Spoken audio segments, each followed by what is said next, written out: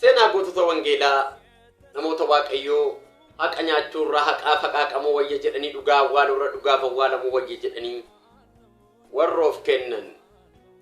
Simoon Kiloppaas waggaa 12 guutuu finyoo sibiilaatiin erga reebanii booddee dhumarra fannisuudhaan ajjeesan.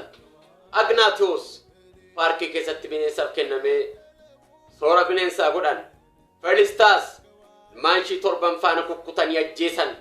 Dhalashii 7nis ofiishis dhabdee of laatte. Jestinaas ottoodhaan mormatti citee morma isaarraa gatan. Poolikarp jechuun bartuu Yohaannis ture. Akka foon aarsaatti hidhanii yoo aarsaarra kaa'anii abiddaan guban. Achitti ottoon kutanii ajjeesan. Atlaas erga bineensi marrummaan isaa cuffatee booda mormatti citee obbaafate. Onesfroos bineensaaf kennamee erga ciccirameen booda farda bosonaa yookiin hardiidaa yookaan harree diidaa isa jedhamutti hidhuudhaan harreen diidaa fudhatee gaallabaa bade. Baranabaas fayyaatti abiddaan gubanii abiddi isa nyaatee du'e. Biitlaas fayyaatti awwaalame. Namni du'aasaa boolla seenaa isa jiraasaatu boolla seene.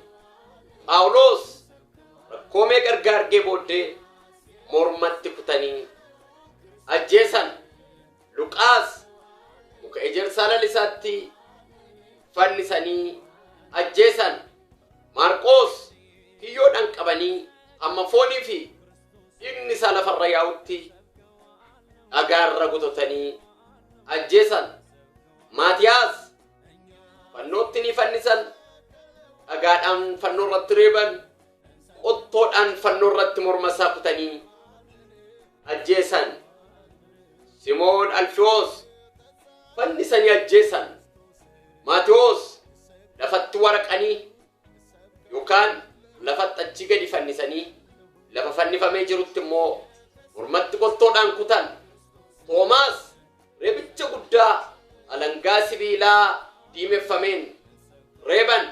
Kana booda zayitii danfaa qadaada qabu keessaa buusuudhaan sana booda naacha saayiboo waraananii zayiticha keessatti itti nam'ee ajjeefame. Bartilimoos reeban gadi gombisanii fannisan. Fayyaatti otoo jiruu fannoo irratti gogaa irraa baasan mormatti kutanii ajjeesan. Indiriyaas yaafi halkan 3 fannoo irra ture. Dhina guddaa booddee ni du'e.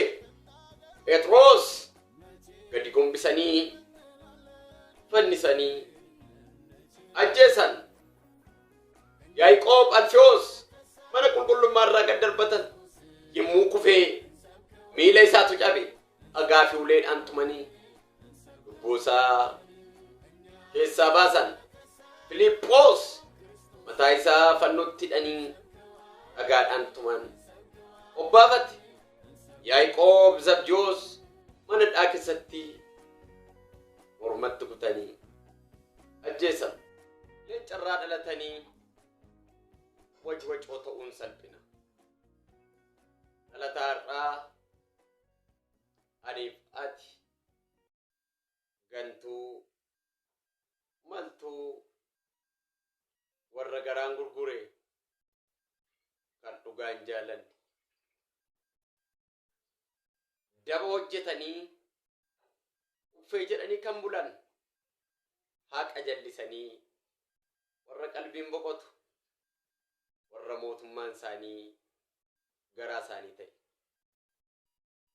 haqaaf kan of illaan warra jilbi burkutaa warra onneen bishaanaa kan jiraatti maraatan kan jiraatti du'an boolla seenuu baataniis warra jiraadhaan gadi hiriyaa warra du'anii kan ta'an hin taane. Dhaqni kenni kun hin du'a. Qaamonni kee kun hunduu ni darbu. San darbine duukaa darbuudhaaf of laadhu gooftaaf of kenni. Haqaa hin haqaaqiin galgala keebbada. Har'aaf jettee boruu du'etti hin deemin. Boruu reeffatti deemuurraa har'a kee miidhamtee